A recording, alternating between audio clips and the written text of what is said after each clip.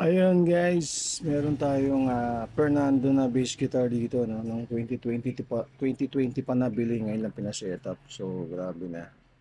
Pana to guys, pana, napakataas talaga. At ayan yung mga board niya. Board and fret, nakikita nyo. Green na nga. Ayan, green na siya. No? Nakasagad na siya dito pero mataas pa rin itong action. So yun yung gagawa natin ng paraan kung paano natin mapababa yung action nito. Fernando guitar. Ayan, kikita nyo. Alright. At eto na mga guitar in charge si Fernando no, sa FPG na bass guitar. Alright, bago na yung string yan. Na-adjust na rin natin yung nut. May puti na konti. Pero linis natin mamaya. At ayun na yung mga fret niya syempre. At board. No? Ganun talaga yung kulay ng board niya mga boss. Ano lang yan eh. Kung anong kahoy ito. Na may kulay lang din. Pero yun yung mga fret kung makikita nyo.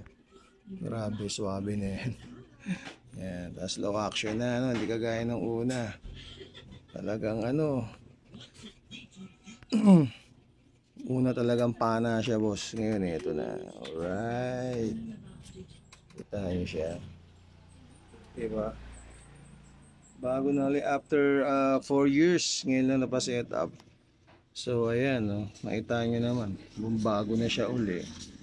Magagamit na sa church to, no?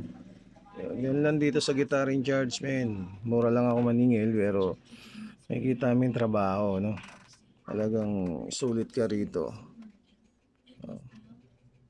Grabe yung fret, diba?